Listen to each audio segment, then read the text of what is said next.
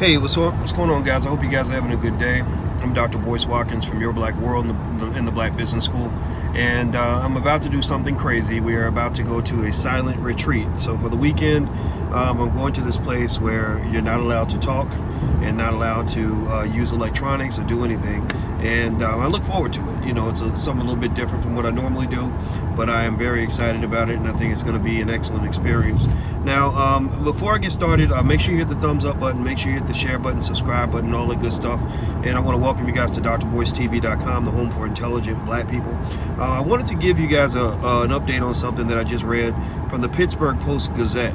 Apparently, the Pittsburgh Post-Gazette, they wrote an op-ed. I'm going to tell you about this, babe. They wrote an op-ed about Robert Smith. Does anybody know? You know who Robert Smith is, okay? If you don't know who Robert Smith is, I hope that you do know.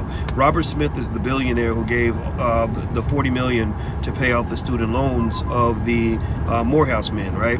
So the Pittsburgh Gazette, I guess to make for an interesting conversation or whatever, there was a guy there who wrote an op-ed, and I don't have it in front of me, so I don't have his name. I wish I should open up. You know what? I should probably open up my phone and find it. But anyway.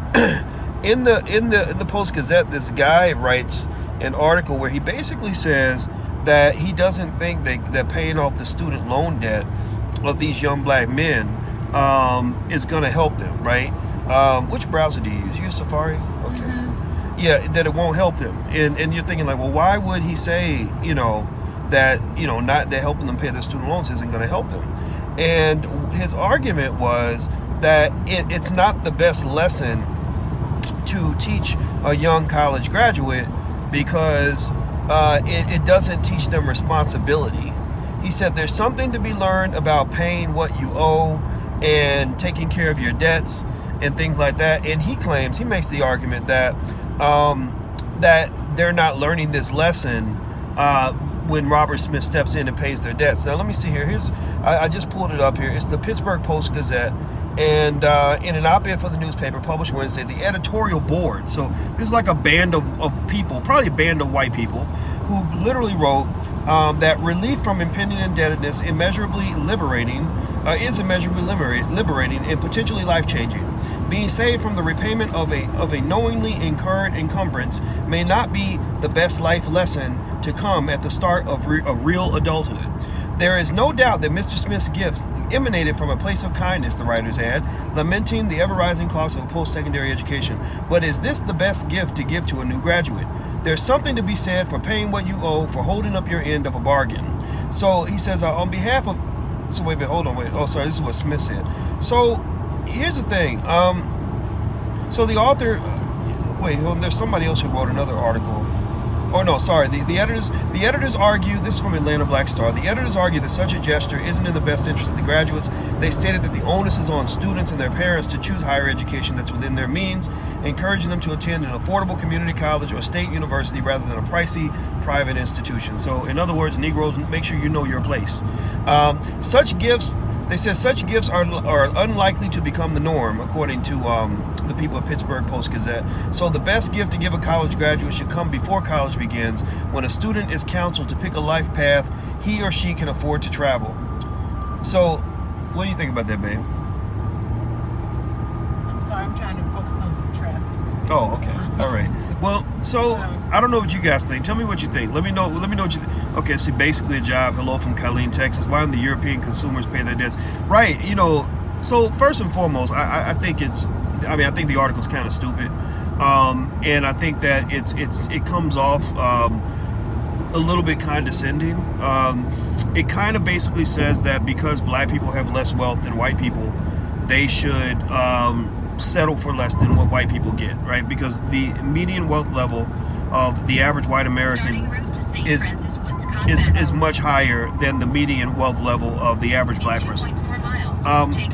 Now, the other thing that's interesting about this is, I find it real interesting that they're sort of looking at this and they're kind of doing this whole talk down to black people sort of thing, almost like they don't understand, like black people don't understand personal responsibility, when the reality is that millions of young white kids or millions of rich kids, come into the world and have a wealth path already set for them. They come into the world without having to go through half of the struggle that the average black person has to go through.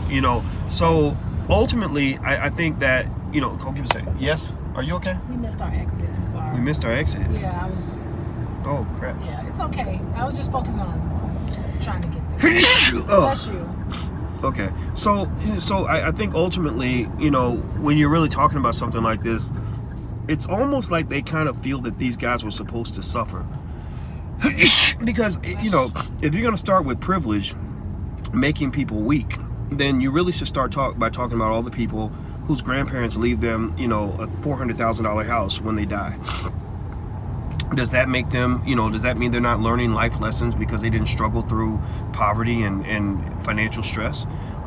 What about all these people who, whose parents left them life insurance policies or land, all the land that was stolen from black people that's been left to, young white people? What about all the opportunities that whites are allowed to pass down to each other? I think that it's fascinating. I mean, this article, I don't think most people agree with this. I think most people think that Robert Smith's gift was just, an act of kindness, and it was gracious.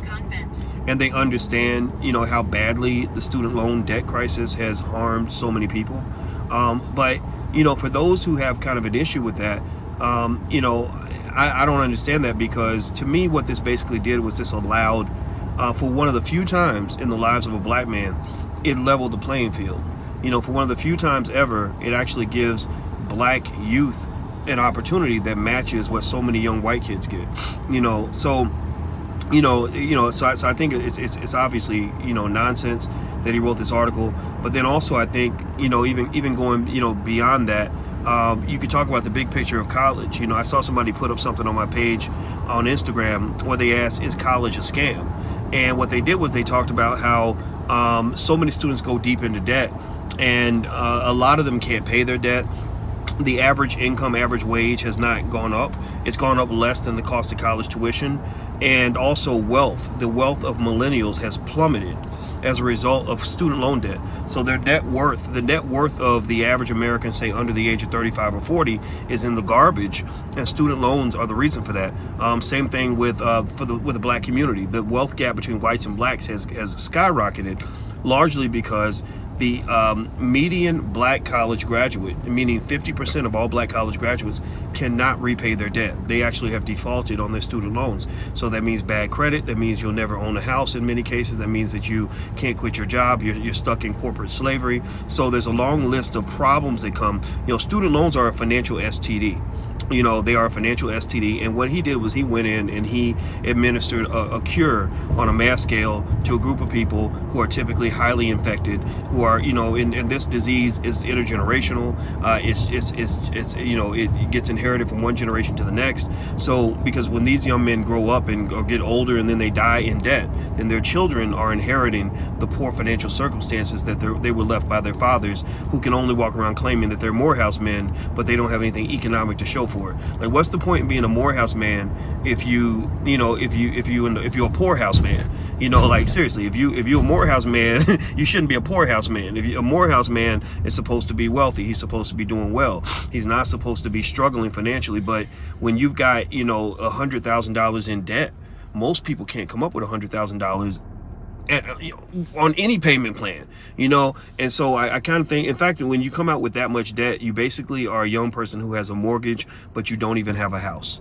And I think that's the best way to kind of look at it. You're literally paying a massive mortgage on an invisible house. So do I think college is a scam? I do not think college is a scam for half of all the people that attend and graduate.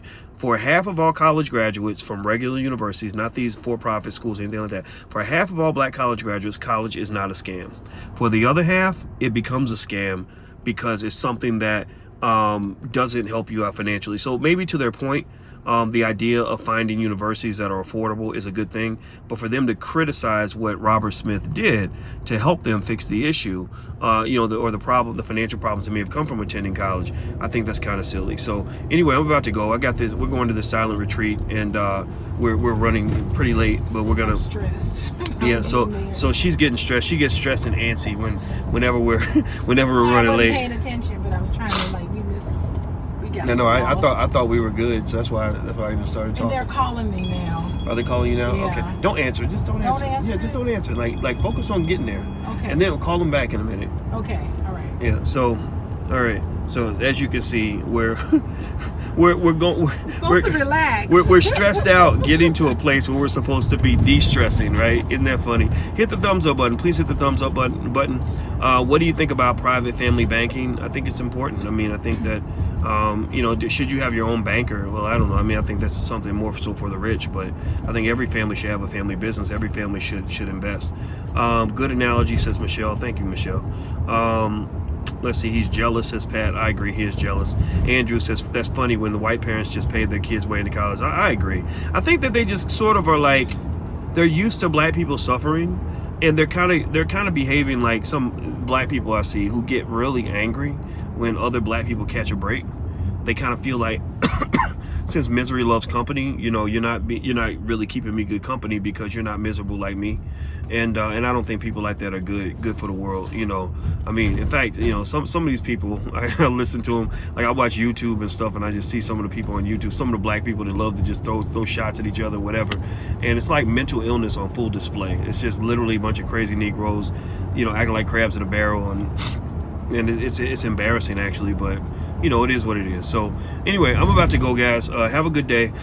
And make sure you hit the thumbs up button, hit the share button, subscribe button, all that good stuff. I'll see you later. Take care. Peace.